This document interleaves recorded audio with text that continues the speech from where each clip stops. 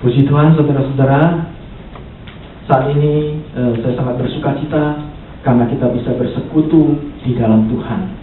Karena di dalam Tuhan kita pasti mendapatkan kekuatan yang baru. Saudara-saudara, sebelum kita mendengarkan firman Tuhan, ada baiknya kita mengangkat Alkitab kita. Bila saudara tidak membawa Alkitab, saudara bisa mengambil buletin saudara, atau saudara bisa mengambil suatu buku yang saudara punya dan ikuti perkataan saya. Di tanganku adalah firman Allah. Saya ulangi, di tanganku adalah firman Allah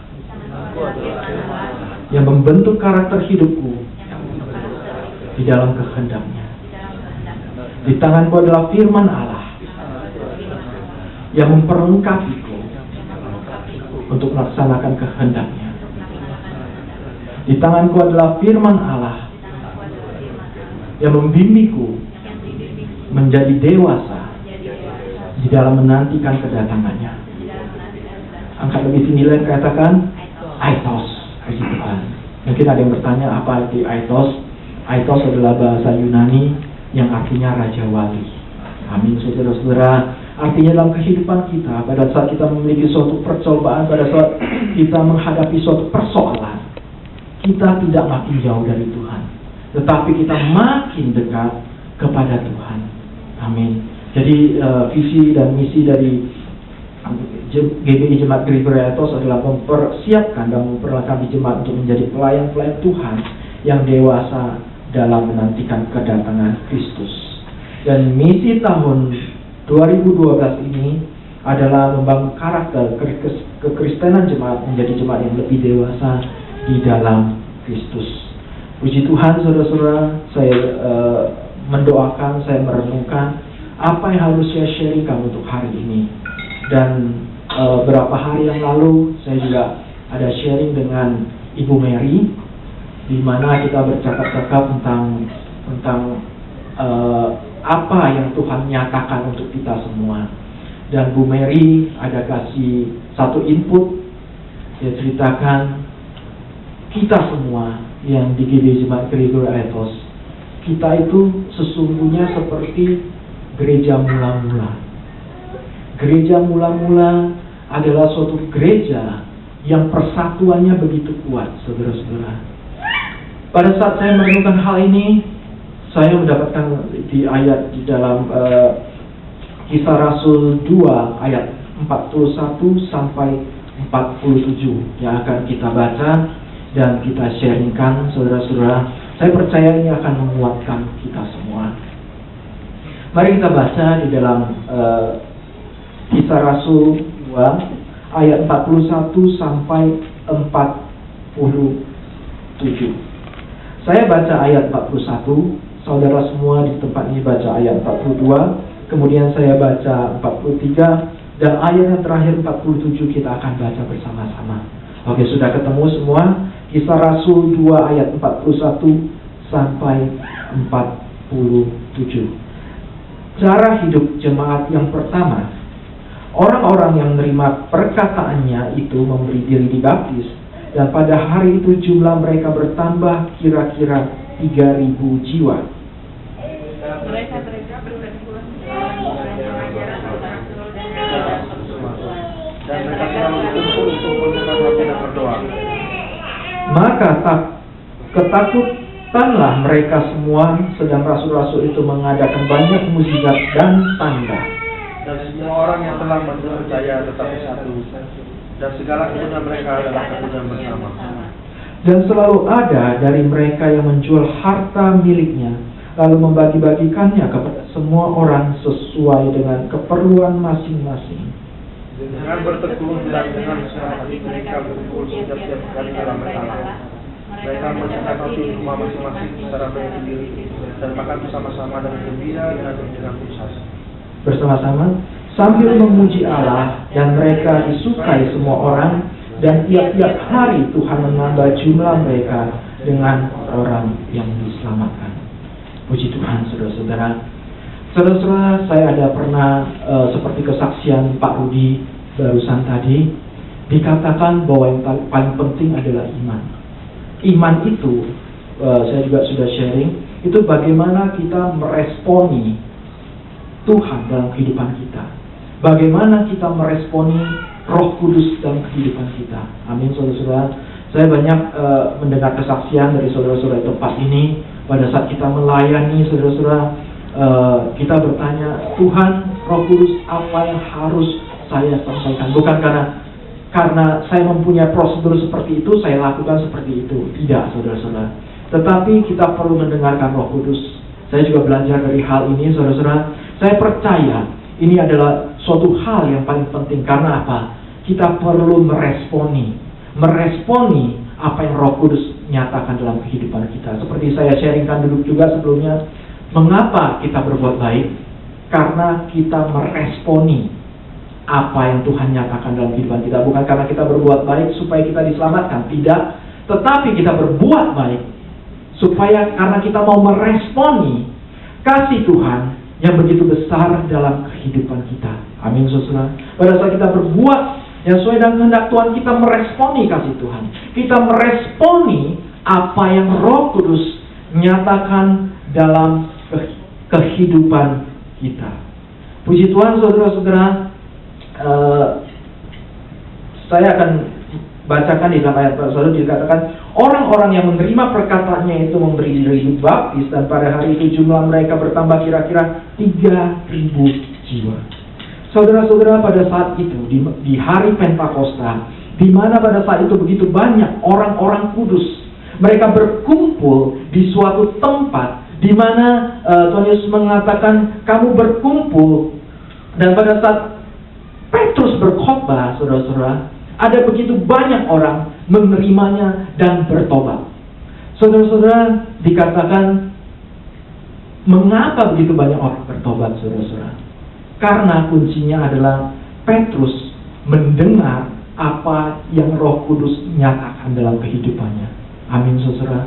Pada saat kita melayani, saudara-saudara, bukan kita, saya belajar, saudara-saudara, sebelumnya saya mencoba dengan kekuatan saya sendiri pelayanan. Dan waktu itu masih belum berkeluarga, saudara-saudara. Jadi, ada pelayanan kemana-kemana. Akhirnya saudara-saudara bisa capek sendiri, saudara. Akhirnya capek sendiri. Kadang-kadang mulai muncul saudara-saudara, sifat yang disebut sifat Marta. Mulai menyalahkan, gue udah capek nih, kenapa nggak ada yang bantu? Gitu, saudara-saudara. Muncul hal-hal seperti itu. Tetapi sekarang saya banyak belajar, saudara-saudara. Di dalam GB Jemaat Geribra itu saya banyak belajar dari teman-teman semua, dari jemaat semua. Kita semua di sini sama-sama belajar, saudara. Dan saya mendapatkan banyak hal. Bahwa yang paling penting dalam kehidupan kita bukan apa yang dapat kita lakukan, tetapi yang penting adalah bagaimana kita meresponi kuasa Tuhan. Kita meresponi Roh Kudus dalam kehidupan kita. Amin, saudara-saudara. Petrus meresponi pernyataan Roh Kudus dan 3.000 orang bertobat. Saya percaya, saudara, waktu itu juga Ibu Amda bersaksi juga pada saat pelayanan di Batam, bagaimana dia meresponi apa pernyataan Roh Kudus untuk orang ini. Dan ternyata, saudara-saudara, orang itu dipulihkan. Amin, saudara. Dalam kehidupan kita, yang terpenting adalah meresponi apa yang Roh Kudus nyatakan dalam kehidupan kita. Saudara-saudara, sebelumnya saya pernah share bahwa kata in a big responsibility there is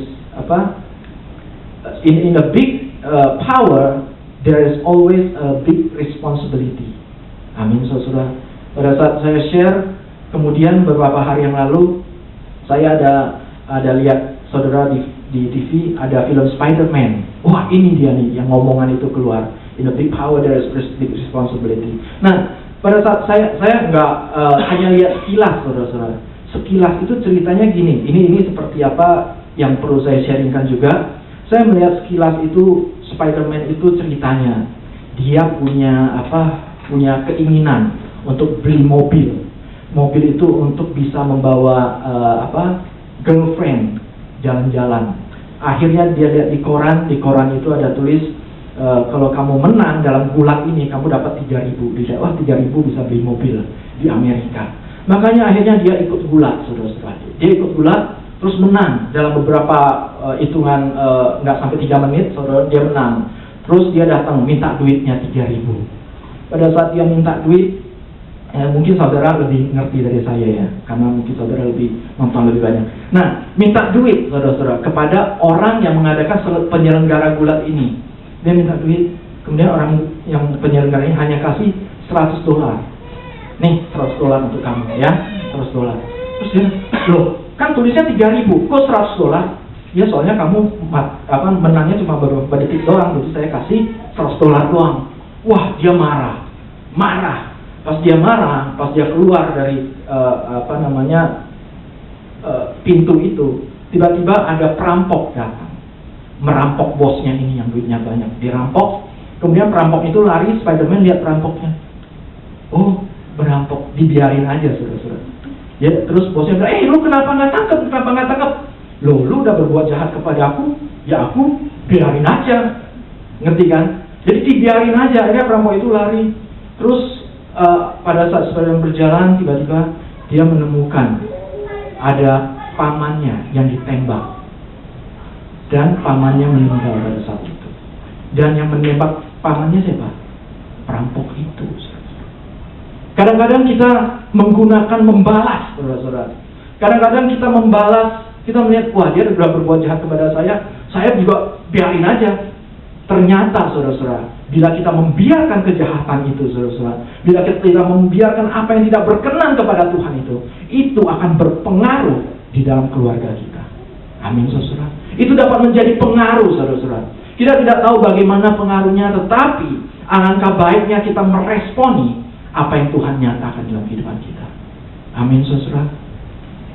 Biarlah bagaimana kita meresponi, kita juga membaca Alkitab kita. Amin saudara. Kita membaca, kita mengerti, dan kita melaksanakan. Jangan sampai menjadi Spiderman saudara-saudara, di mana Alkitabnya ada sarang laba-laba saudara-saudara. Jangan saudara-saudara. Tetapi kita mau meresponi kasih Tuhan yang nyata di dalam kehidupan kita. Saudara-saudara, dikatakan, saya bacakan ayat yang ke-42, dikatakan, mereka bertekun dalam pengajaran rasul-rasul dan dalam persekutuan, dan mereka selalu berkumpul untuk memecahkan roti dan berdoa. Ada 4 hal yang the early church, gereja mula-mula itu lakukan. Yaitu pertama, saudara-saudara, mereka bertekun dalam pengajaran rasul-rasul. Mereka bertekun di dalam apa yang diajarkan para rasul, saudara-saudara. Ini adalah apa yang tertulis di dalam Matius 28 ayat 20 dikatakan. Dan ajarlah mereka melakukan segala sesuatu yang telah kuperintahkan kepadamu, dan ketahuilah aku menyertai kamu senantiasa sampai kepada akhir zaman. Saudara, mereka bertekun, mereka ingin mengerti kehendak Tuhan yang Tuhan nyatakan lewat para rasul. Amin saudara. Dikatakan para rasul. Kenapa pengajaran para rasul? Kenapa pengajarannya para rasul? Kenapa tidak pengajaran para gembala? Kenapa tidak pengajaran para evangelis? Kenapa tidak pengajaran para pengajar yang adalah seorang pengajar yang hebat, saudara-saudara? Mengapa harus disebutkan pengajaran para rasul? Mari kita buka, saudara-saudara, dalam Efesus. Efesus 2 ayat 20. Yang sudah ketemu kita akan baca bersama-sama. Efesus 2 ayat 20. 1, 2, 3. Yang dibangun atas dasar para rasul dan para nabi, dengan Kristus Yesus sebagai batu penjuru. Saudara-saudara, di dalam kita bertumbuh di dalam Tuhan, saudara-saudara, dasarnya adalah Alkitab. Dasarnya adalah firman Tuhan. Dan dikatakan bangunan yang tersusun rapi itu dibangun dengan Yesus sebagai batu penjuru. Kemudian rasul dan nabi, saudara-saudara, yang sharing dalam kehidupan kita, saudara-saudara. Di mana pada saat saya men-sharingkan, saya bukan berdasarkan, saudara-saudara, saya percaya, saudara-saudara, rasul dan nabi itu diutus di tengah-tengah kita adalah untuk menyatakan apa yang Roh Kudus nyatakan kepada kehidupan kita. Amin, saudara. Dikatakan atas dasar rasul dan nabi. Saudara-saudara, dikatakan di sini mereka bertekun dalam pengajaran rasul-rasul dan dalam persekutuan. Mereka bertekun dalam pengajaran. Saya sungguh bersuka cita sebelumnya di mana Pak John Linardi, gembala senior kita di tengah-tengah kita, dan dia sharing suatu firman Tuhan. Itu juga bagian, saudara-saudara, dari bertekun di dalam pengajaran para rasul. Karena Pak John Linardi memiliki karunia kerasulan di dalamnya, saudara-saudara. Tetapi saudara-saudara, dikatakan kehidupan saya sebagai gembala, saya juga perlu mengerti. Saya juga perlu mengerti rencana Tuhan, apa yang harus sharingkan kepada kita semua. Amin, saudara-saudara. Pada saat saya sharing dengan Om John, pada saat saya sharing dengan Bu Mary, saya mendapatkan sesuatu yang harus saya sampaikan. Dan biarlah hal ini, saudara-saudara, menjadi kekuatan dalam kehidupan kita. Saya percaya sampai saat ini GBI Jemaat Gregory Aitos, kita menghadapi berbagai macam persoalan yang terjadi, saudara-saudara. Dan persoalan yang terjadi itu, saudara-saudara, saya percaya di dalam kasih karunia Tuhan, hamba-hamba Tuhan diutus, nabi-nabi Tuhan diutus, para rasul diutus, saudara-saudara, untuk menguatkan kita. Karena kita hidup di dalam kehendaknya. Amin, saudara-saudara. Bukan saya tidak mengatakan bahwa organisasi itu gimana, saudara-saudara. Kita masih berorganisasi, tetapi pimpinan Roh Kudus dalam kehidupan kita sesuai dengan firman Tuhan itu adalah yang terpenting dalam kehidupan kita. Saudara-saudara, dikatakan mereka melakukan 4 hal gereja mula-mula ini. Yang pertama, mereka bertekun di dalam pengajaran rasul-rasul. Mereka bertekun di dalam visi misi, di dalam apa yang telah kita dapatkan dari Tuhan, saudara-saudara. Kemudian yang kedua, mereka selalu bersekutu. Mereka selalu bersekutu bersama-sama. Setiap hari Jumat kita ada persekutuan, dan di mana kita sharing, kita saling menguatkan. Saudara-saudara, apa yang dimaksud dengan persekutuan? Mari kita buka di dalam 1 Yohanes 1 ayat 1 sampai 7. 1 Yohanes 1 ayat 1 sampai 7. Saya akan bacakan, saudara-saudara, ayat 7 saja untuk kita semua.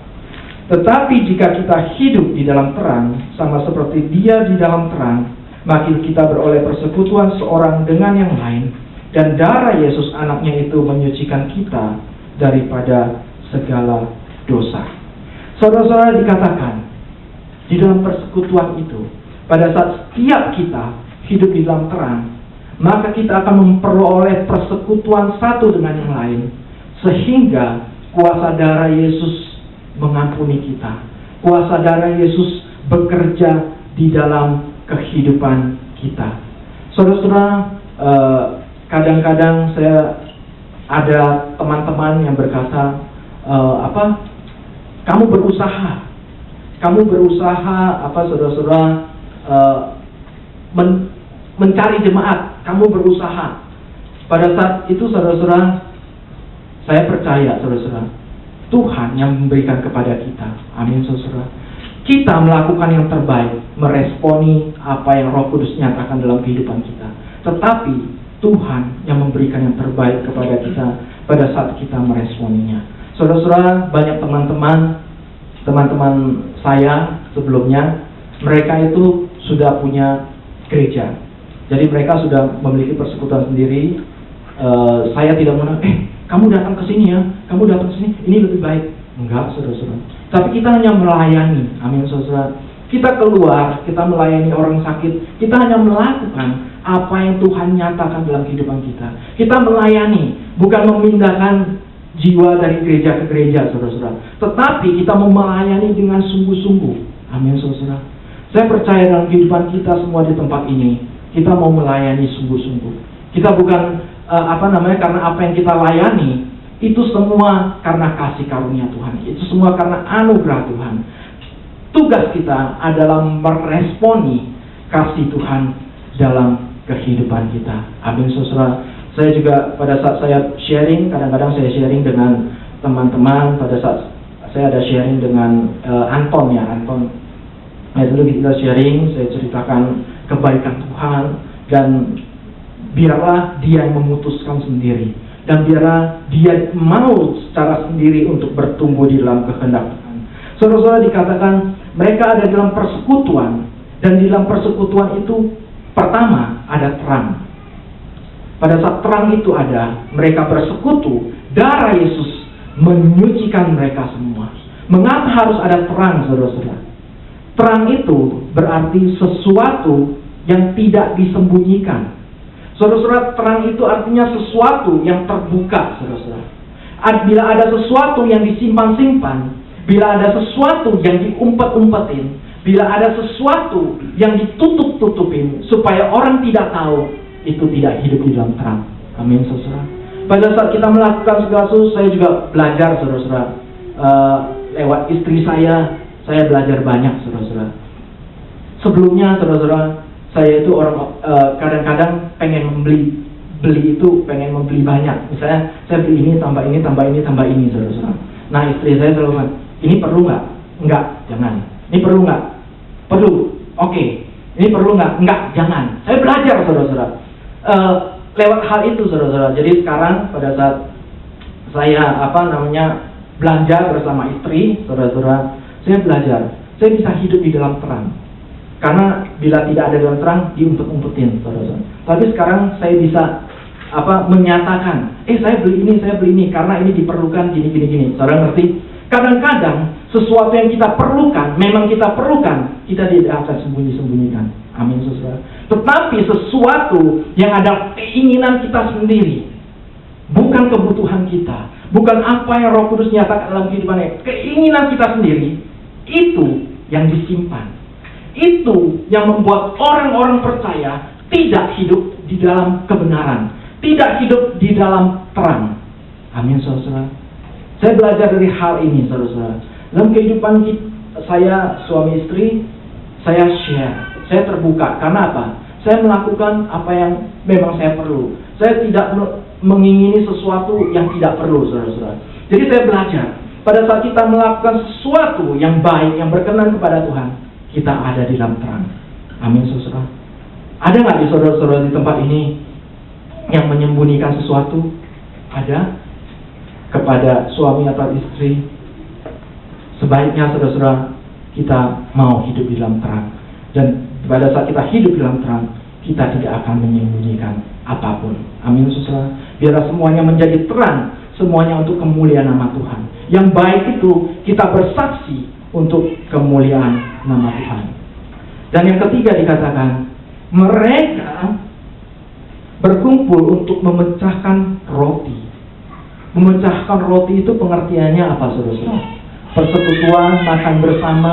Tetapi memecahkan roti ini, itu juga memiliki pengertian perjamuan kudus. Amin, saudara. Memiliki pengertian perjamuan kudus, di mana secara berkala jemaat pertama itu mengadakan perjamuan kudus. Mereka bersekutu di dalam Tuhan. Mereka bersekutu di dalam karya keselamatan Tuhan di dalam kehidupan mereka. Dan yang ketiga yang keempat dikatakan, dan mereka juga berdoa. Jadi ada 4 hal yang dilakukan jemaat mula-mula. Yang pertama apa, saudara-saudara? Bertekun di dalam pengajaran rasul-rasul. Kemudian mereka bersekutu bersama-sama. Dan mereka mengadakan perjamuan kudus secara berkala. Dan mereka selalu berdoa.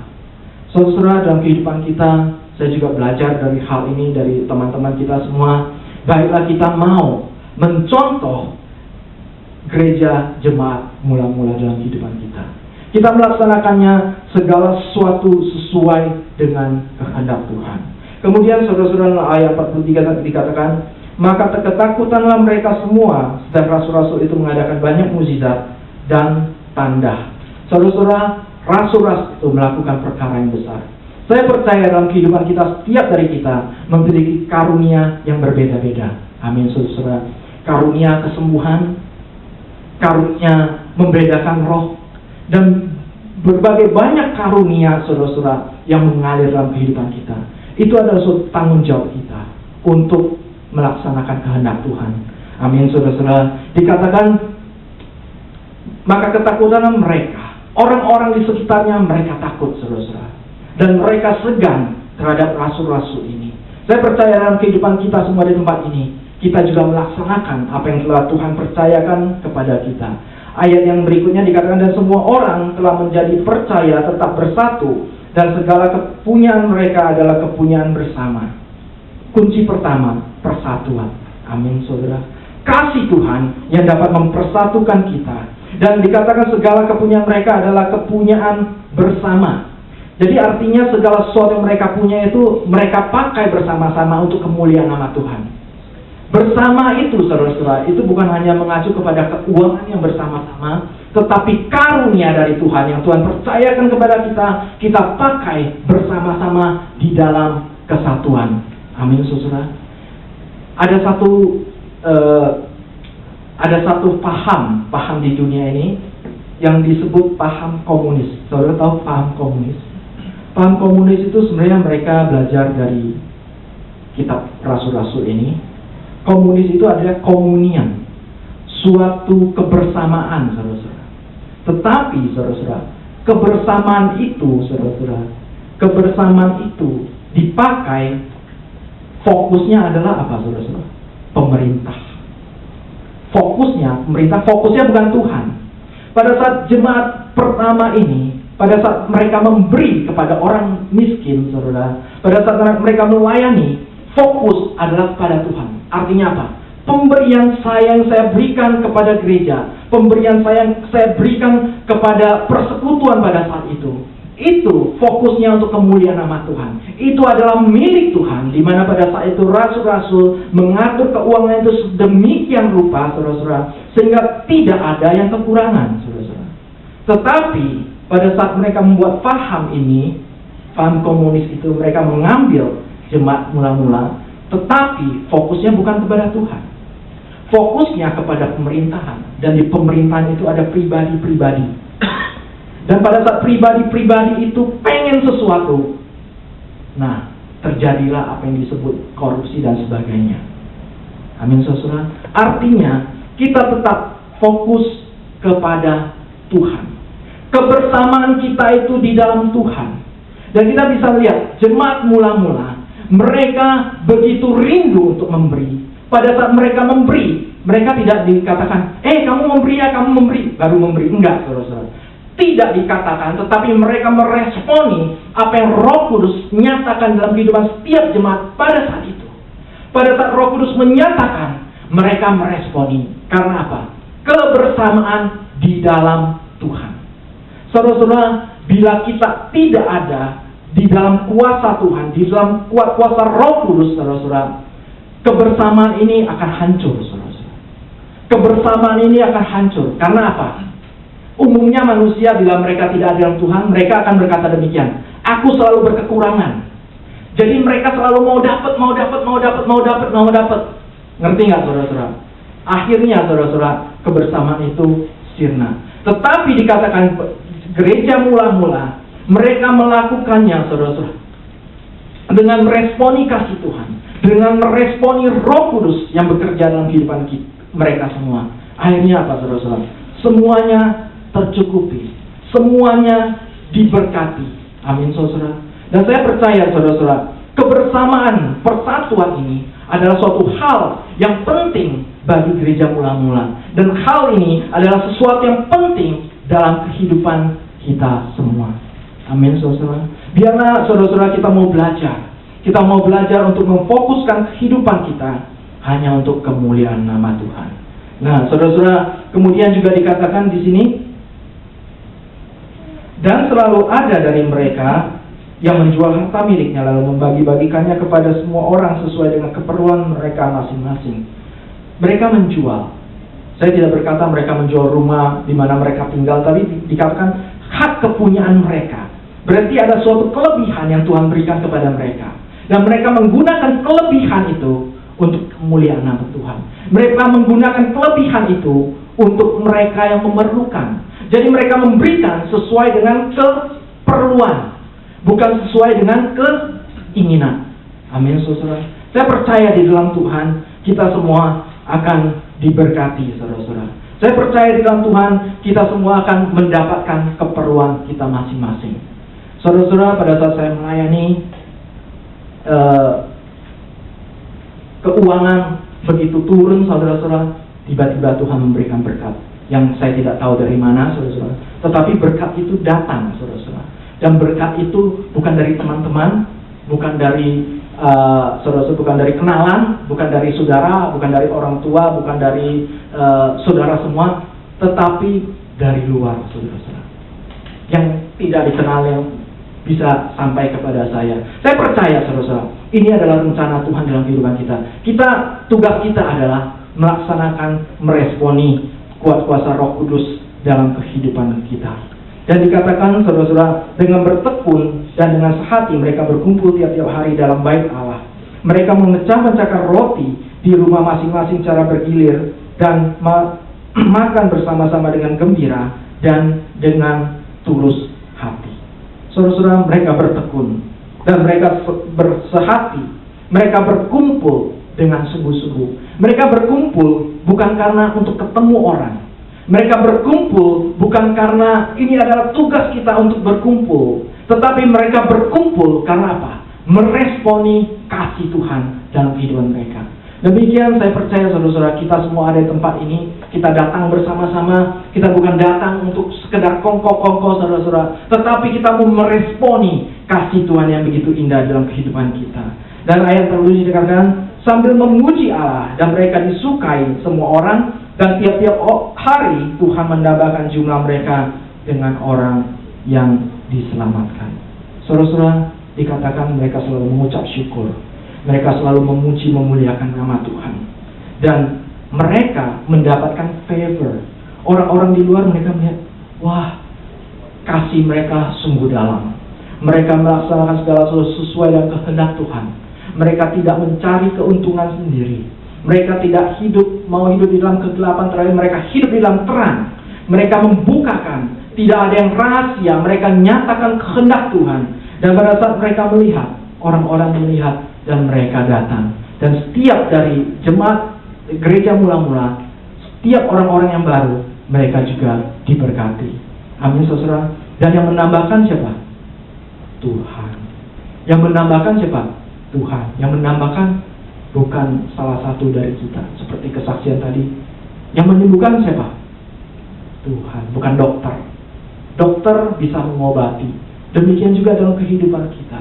Kita melakukan apa yang terbaik, kita responi apa yang Tuhan nyatakan dalam kehidupan kita, tetapi Tuhan sendiri yang menambahkan. Amin saudara. Karena pada saat kita berusaha dengan kekuatan kita, pada saat seseorang diselamatkan, wah, seolah-olah itu adalah pekerjaan saya. Akhirnya akan membuat pelayan Tuhan ini menjadi sombong. Amin saudara. Tetapi bila semua datang daripada Tuhan, kita hendak mengucap syukur karena kasih karunia Tuhan yang besar di dalam kehidupan kita. Saudara-saudara, pada saat ini kita juga akan menjalankan perjamuan kudus. Gereja mula-mula dikatakan mereka bertekun di dalam pengajaran rasul-rasul. Dan dasar daripada tubuh Kristus adalah rasul dan nabi yang mengerti kebutuhan kita semua. Dan mereka juga bersekutu bersama-sama. Dan mereka memecahkan roti, mengadakan perjamuan kudus. Dan mereka juga berdoa bersama-sama. Saat ini kita akan menjalankan perjamuan kudus. Saya akan bacakan ayat perjamuan kudus untuk kita semua.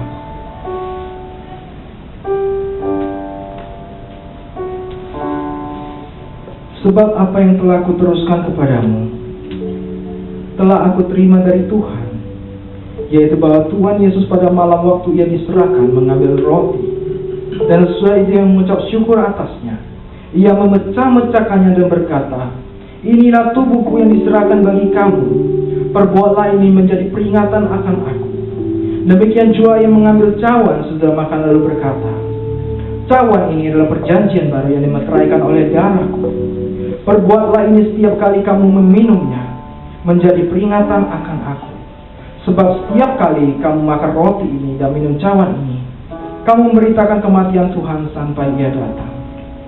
Jadi barang siapa dengan cara yang tidak layak makan roti atau minum cawan Tuhan, ia berdosa terhadap tubuh dan darah Tuhan. Karena itu hendaklah tiap-tiap orang memuji dirinya sendiri, dan baru setelah itu ia makan roti dan minum cawan ini. Karena barang siapa makan dan minum tanpa mengakui tubuh Tuhan, ia mendatangkan hukuman atas dirinya. Sebab itu banyak di antara kamu yang lemah dan sakit, dan tidak sedikit yang meninggal. Karena kamu menguji diri sendiri, hukuman tidak menimpa kita. Tetapi kalau kita menerima hukuman atas Tuhan, kita dididik supaya kita tidak akan dihukum bersama-sama dengan dunia.